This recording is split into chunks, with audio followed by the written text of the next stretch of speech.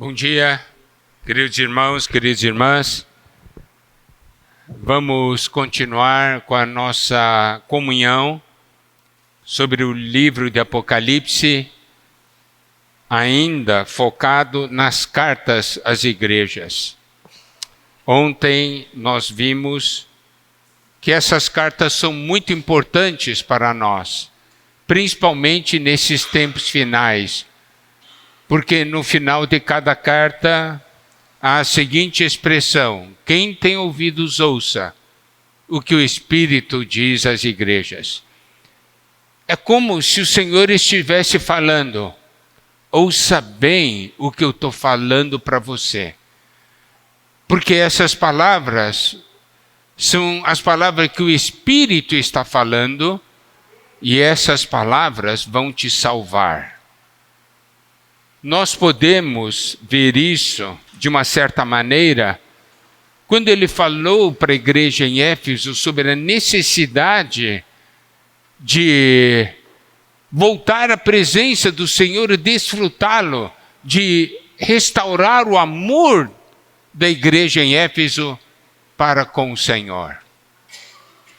E essa era uma palavra muito importante, porque era uma palavra de preparação para o que viria depois. Depois começou uma grande perseguição. E aí, uma coisa foi muito importante na questão da perseguição, é que aqueles que amavam o Senhor foram fiéis até o fim. Aqueles que amavam o Senhor estavam dispostos a dar a própria vida. Quando nós lemos sobre os mártires, nessa época de perseguição do Império Romano, nós ficamos profundamente comovidos. Pessoas que colocavam o Senhor em primeiro lugar, não se importavam com a sua própria vida.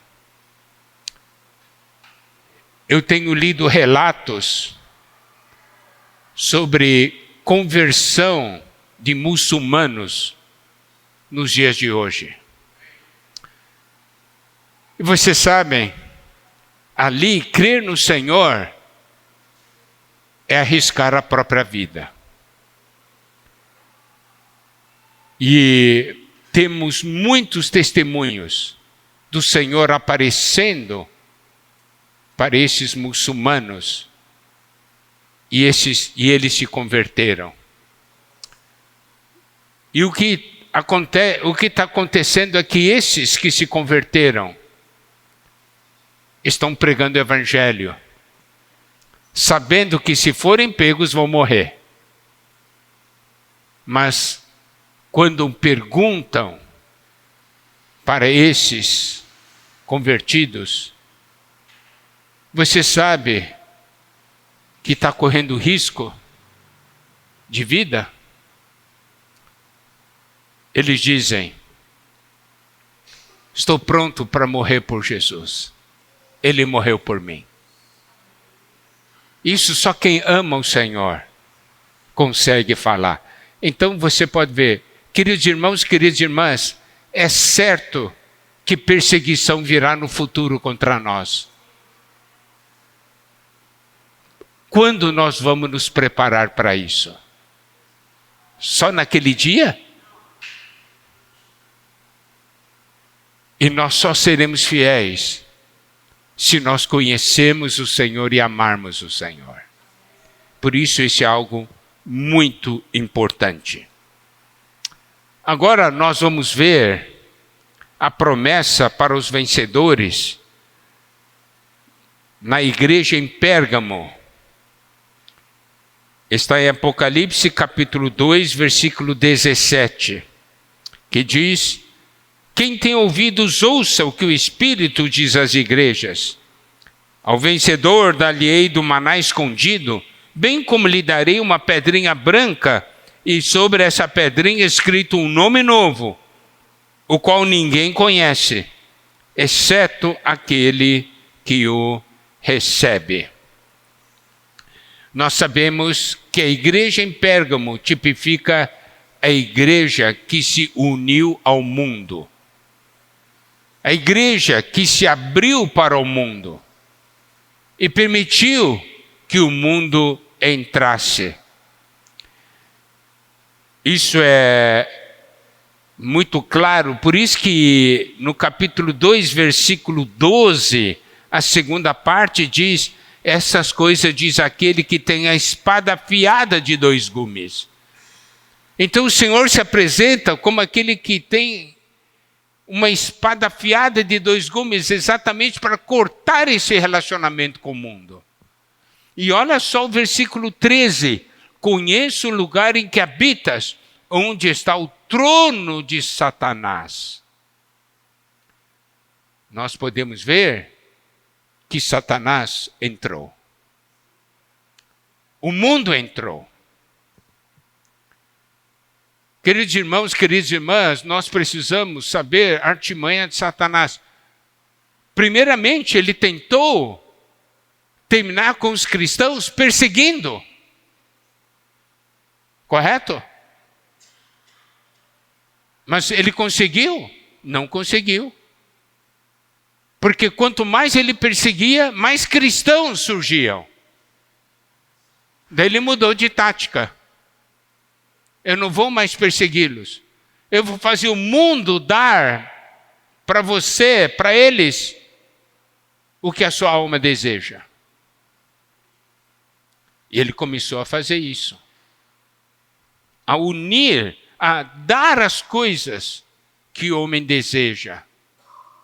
E você sabe, o mundo é versus Deus. Ou amamos o mundo ou amamos a Deus, não é verdade? Vocês se lembram ali de 1 João, tá certo? Capítulo 2, versículo 15.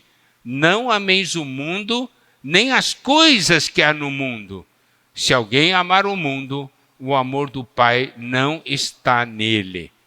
Porque tudo que há no mundo, a concupiscência da carne, significa o que a sua carne quer. Satanás está falando: eu te dou. Só deixa eu entrar. Você não precisa abandonar. Você só precisa aceitar as duas coisas ao mesmo tempo. Os irmãos compreendem? O que a sua carne quer. Concupiscência dos olhos, o que os seus olhos querem. O que você olha e quer. Diz assim: eu te dou.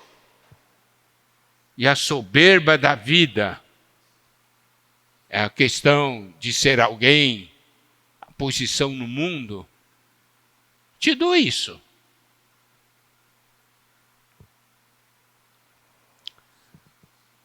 Querido irmão, querida irmã,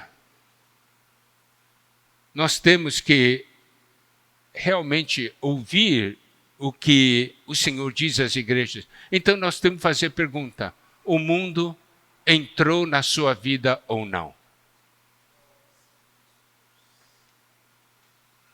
Se o mundo entra na minha vida, é por meu intermédio que o mundo entra na igreja.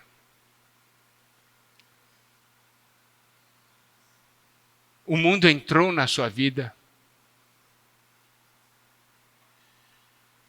Satanás tem um trono, tem um lugar onde está no seu interior, onde diz: faça o que eu estou falando. Eu te dou tudo que você quer. Você sabe que Satanás tentou o próprio Senhor Jesus com isso? Ele mostrou os reinos do mundo e toda a glória. Disse: se você me adorar, eu te dou tudo isso. Não foi? Se ele tentou o Senhor Jesus com isso, ele vai ou não vai nos tentar? Porque isso faz com que o nosso coração fique dividido. E eu vou dizer uma coisa: hoje o mundo entrou de uma maneira muito forte no meio do povo de Deus. Hoje, o que está acontecendo no meio do povo de Deus é: muitos líderes cristãos estão adaptando a igreja ao mundo.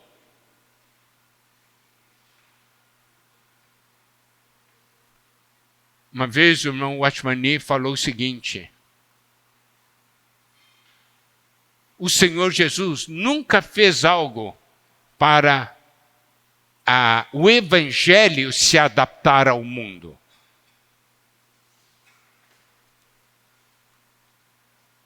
Mas se alguém tem que mudar, é a pessoa que tem que mudar. Tá certo? Querido irmão, querida irmã, você está mudando o Evangelho ou mudando a palavra de Deus para poder viver em paz com o mundo e com Deus ao mesmo tempo? É impossível. Por isso que nós precisamos dessa palavra de Apocalipse. E aí, a palavra para o vencedor, ontem nós já falamos, o segredo da questão das promessas aos vencedores é que mostra como era o viver de um vencedor. E aí aquela promessa é a realidade, a plenitude daquilo que ele buscava e vivia. Então vamos ver, primeiro ponto, ao vencedor dar-lhe-ei do maná escondido. Tá? Esse aqui é o primeiro ponto. Primeiramente, vamos ver a característica do maná. Êxodo, capítulo 16, versículos 14 a 16. Diz assim: e quando se evaporou o orvalho que caíra na superfície do deserto, restava uma coisa fina e semelhante a escamas, fina como a geada sobre a terra. Vendo-a, os filhos de Israel disseram uns aos outros: que é isto? Pois não sabiam o que era. Disse-lhe Moisés: isto é o pão que o Senhor vos dá para vosso alimento. Eis que o Senhor vos ordenou: colhei disso cada um, segundo o que pode comer, 1 gomer por cabeça, segundo o número de pessoas, cada um tomará para os que se acharem na sua tenda. Agora vamos ler os versículos 32 e 33. Disse Moisés: esta é a palavra que o Senhor ordenou. Dele encherás 1 gomer e o guardarás para as vossas gerações, para que vejam o pão com que os sustentei no deserto, quando vos tirei do Egito. Disse também Moisés a Arão: toma um vaso, mete nele 1 gomer cheio de maná e coloca-o diante do Senhor para guardar-se as vossas gerações. Agora, Hebreus capítulo 9, versículos 3 e 4. Por trás do segundo véu que se encontrava o tabernáculo, que se chama o Santo dos Santos, ao qual pertencia um altar de ouro para o incenso e a arca da aliança totalmente coberta de ouro, na qual estava uma urna de ouro contendo maná, o bordão de Arão que floresceu e as tábuas da aliança. Aqui, na promessa para o vencedor, o Senhor disse: vou dar para ele do maná escondido. Isso quer dizer que no viver desse que venceu, ele desfrutava do maná escondido. Então vamos ver. O maná era dado para o povo em geral, né? Caía, ficava ali no deserto, ao redor do acampamento, e as pessoas saíam e colhiam o maná. Isso quer dizer o quê? Esse é o alimento, podemos dizer, para todos. É o alimento que é dado coletivamente. É para nossa manutenção, é para a nossa vida, está tudo certo. Mas a Bíblia menciona do maná escondido, que esse maná oculto, que esse maná que está no Santo dos Santos, dentro da arca. Isso significa o quê? É uma porção que nós pegamos quando a nossa pessoa está no Santo dos Santos, na comunhão com Deus. Por exemplo, hoje estamos todos recebendo uma palavra aqui, não é isso? Hoje estamos todos recebendo maná. Tranquilo, muito bom. Mas nós precisamos de uma porção a mais, que é a porção que faz com que nós sejamos vencedores. É a porção que eu ganho no Santo dos Santos, na presença de Deus. Quando Deus diz, olha, eu quero falar isso, é para você. Entende? O que Deus está falando agora é para todos nós. Mas existe uma palavra específica que Ele quer falar, é para você.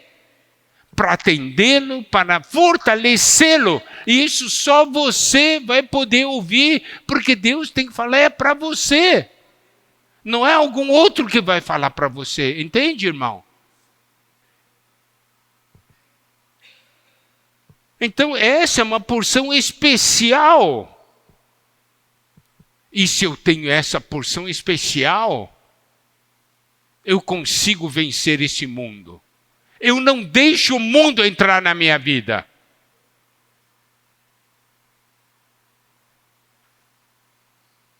Você sabe como é que o mundo entra?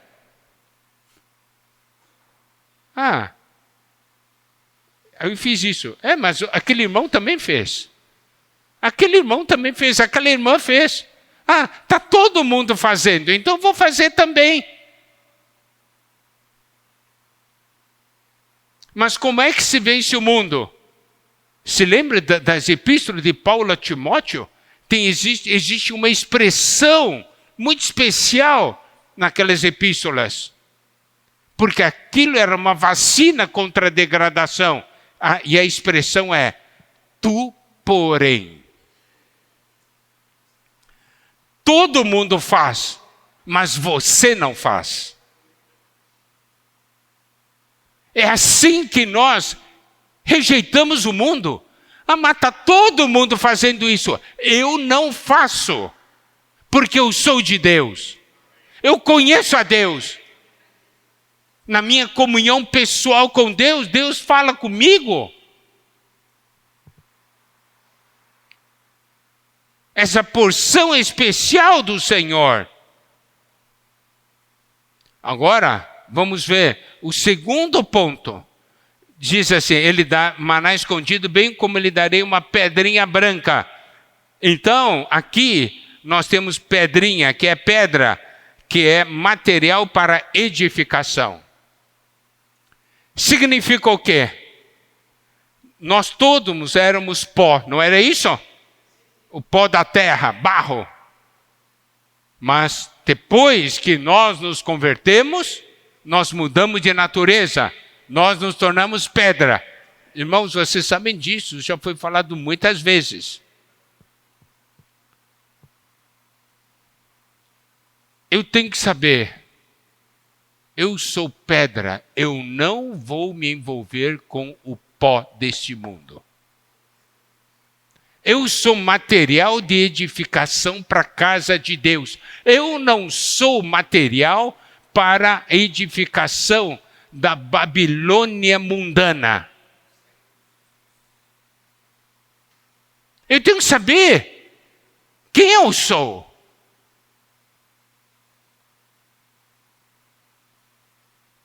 Meu viver não é um viver de se envolver com o pó. Meu viver é um viver envolvido com a edificação da casa de Deus. E aqui diz que a pedrinha é branca.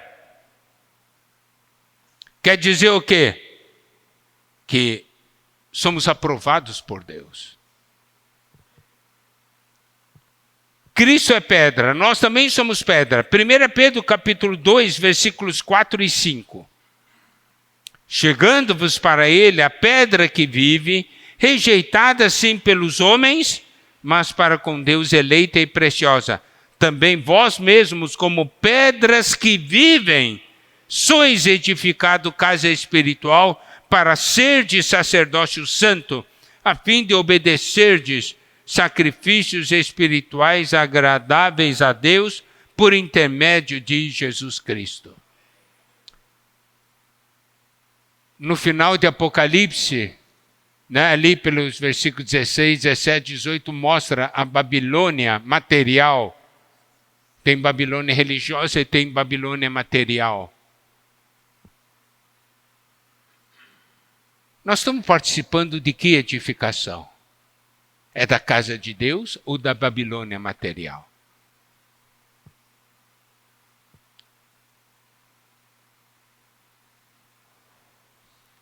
E tudo isso, irmãos, nós podemos ter isso, porque desfrutamos do maná escondido. E esse maná escondido é para cada um de nós. Todos nós precisamos ter a experiência, e essa experiência está acessível. Porque Deus quer que todos nós sejamos vencedores.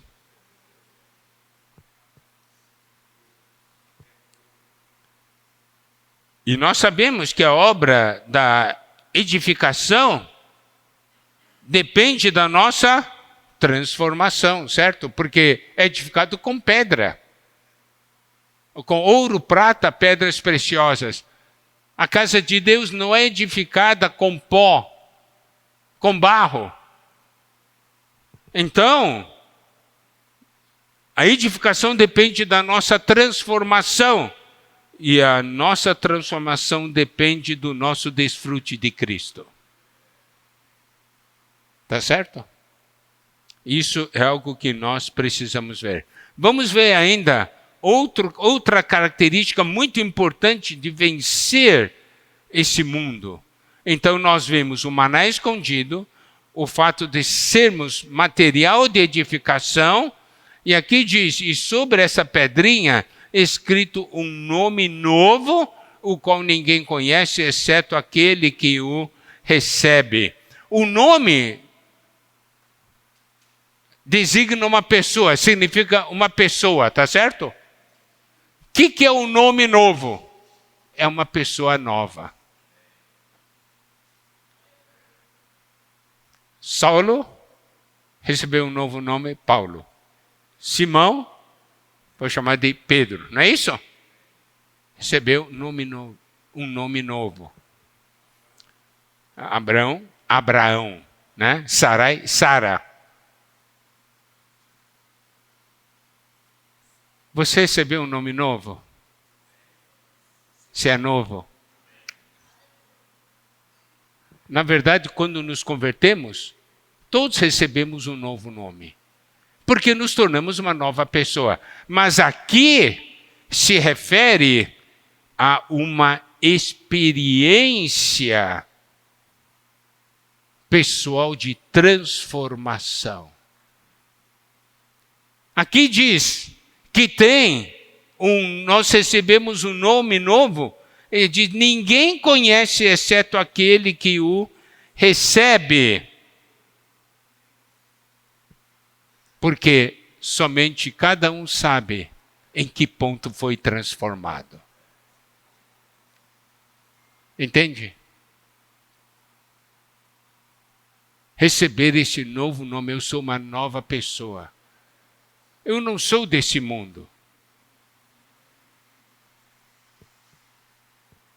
Irmãos, esse é o caminho para a vitória nessa questão do mundo. Vamos ser sinceros. A influência do mundo é forte ou não é? Não adianta a gente mentir. Nós somos bombardeados dia e noite pelas coisas do mundo. Então, a nossa grande preocupação deve ser: o mundo entrou ou não entrou em mim?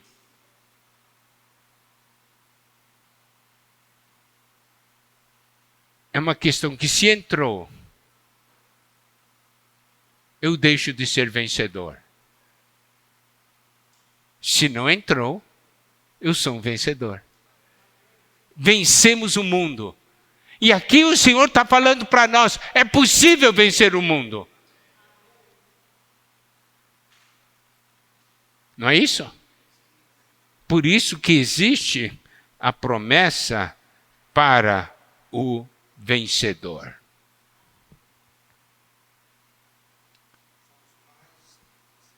Somos mais que vencedores por meio daquele que nos amou. Irmãos, não encare essa coisa do mundo como algo leve. Olha como o Senhor fala para a igreja em Pérgamo: conheço o lugar em que habitas, onde está o trono de Satanás.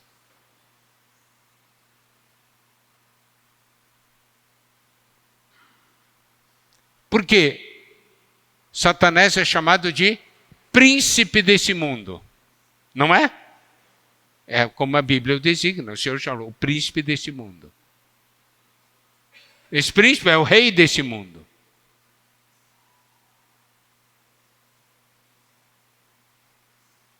Você se sente mal ou não quando o mundo entra em você?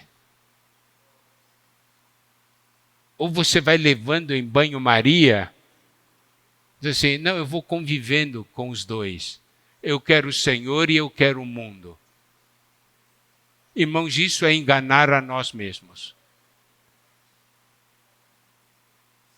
E o Senhor diz: quem tem ouvidos, ouça o que o Espírito diz às igrejas.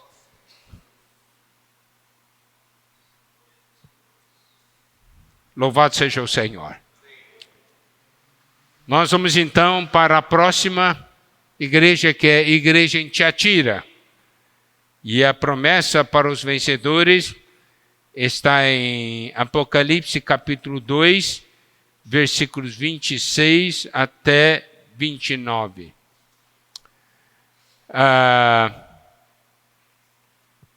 Diz assim: ao vencedor que guardar até o fim as minhas obras, eu lhe darei autoridade sobre as nações, e com cetro de ferro as regerá e as reduzirá a pedaços, como se fossem objetos de barro.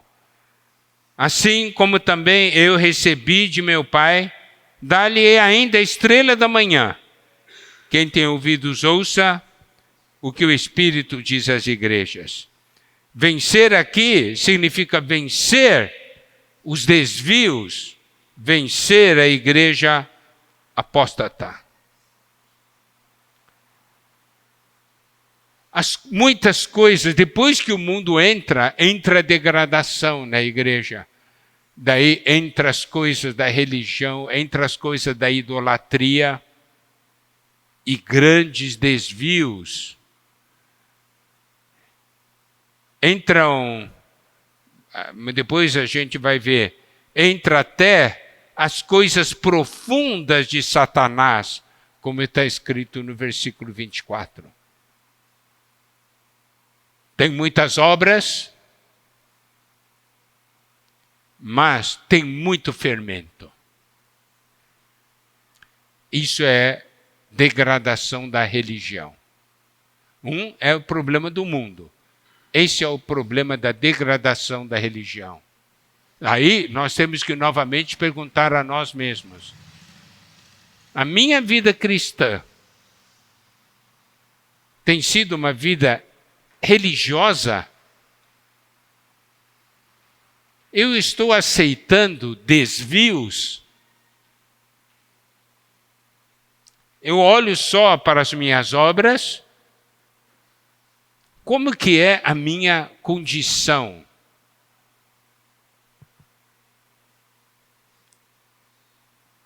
Aqui, na promessa ao vencedor, diz assim: ao vencedor que guardar até ao fim as minhas obras. Então, existem as obras do homem e existem as obras do Senhor. A igreja deve guardar as obras do Senhor, porque se a igreja é o corpo de Cristo, as obras de Cristo devem se refletir na igreja, correto? Porque a igreja faz as obras de Cristo. A igreja não faz as obras de Satanás. A igreja não faz as obras dos homens. Aqui fala: guardar até o fim as minhas obras. Eu lhe darei autoridade sobre as nações.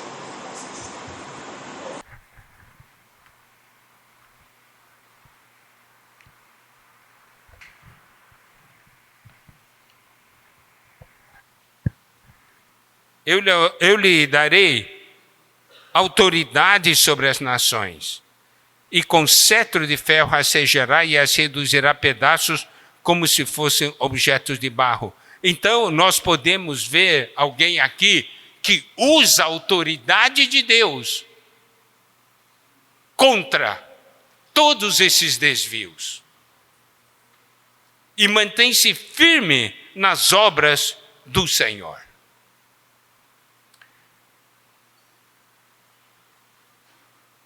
Então, nós precisamos compreender quando ele diz: com cetro de ferro rastejará, significa reinar com Cristo.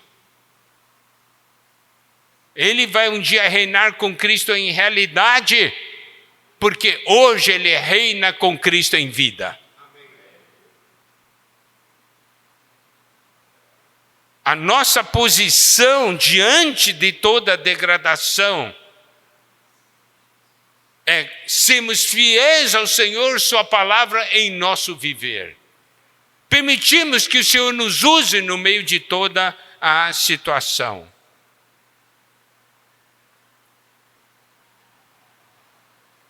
E essa questão é algo muito importante. Olha só o que no capítulo 2, versículo 25 diz: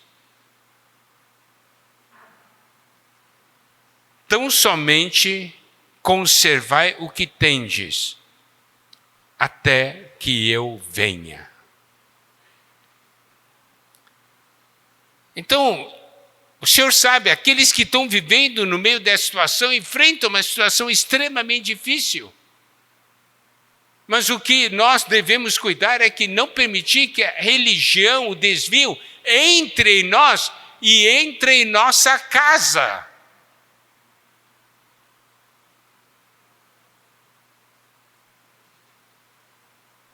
Isso é muito importante, a realidade dentro da nossa casa.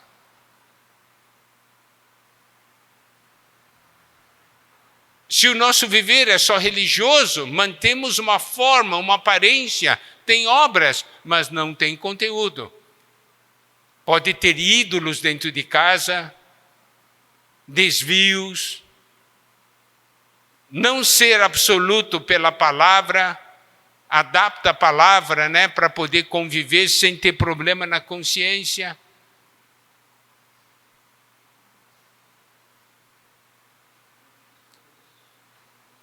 Aqui existe a promessa de que, assim como também recebi de meu Pai, versículo 28, capítulo 2, dá-lhe ainda a estrela da manhã.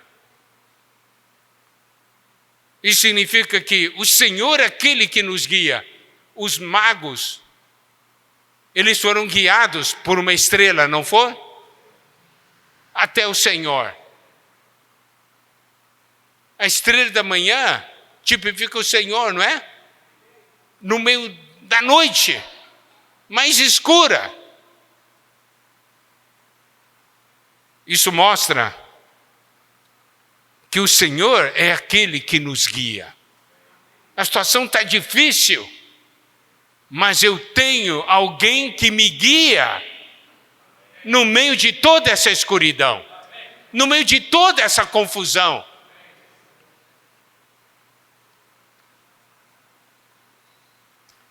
E nós sabemos, quando Cristo voltar, ele virá para a estrela como a estrela da manhã.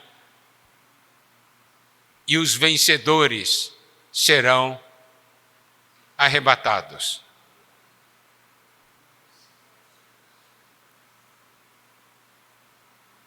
Aí, mais adiante, haverá o arrebatamento em geral. Mas Cristo aí virá como o sol. Não é mais como a estrela da manhã.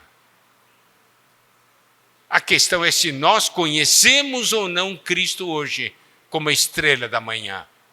A situação está escura, mas eu tenho o Senhor que me guia.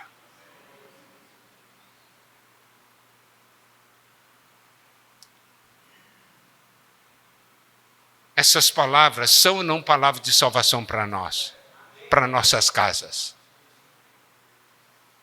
E essas palavras são para nós. Você, não, a carta para aquelas igrejas. Não, essas cartas são para nós. Porque nós temos problema de mundo, não temos? Nós temos problema de religião, não temos?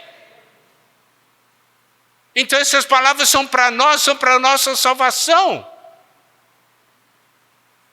Louvado seja o Senhor. E o Senhor está mostrando. É possível vencer. E Apocalipse mostra que há vencedores. Então é real, é possível. Então é para você e para mim. Não pense, não é para mim, é para você. Na próxima comunhão que tivermos sobre Apocalipse, nós vamos entrar na igreja em Sardes. Aí você vai ver o que o Senhor preparou. Que é possível. Amém? Bom, eu vou ficar por aqui.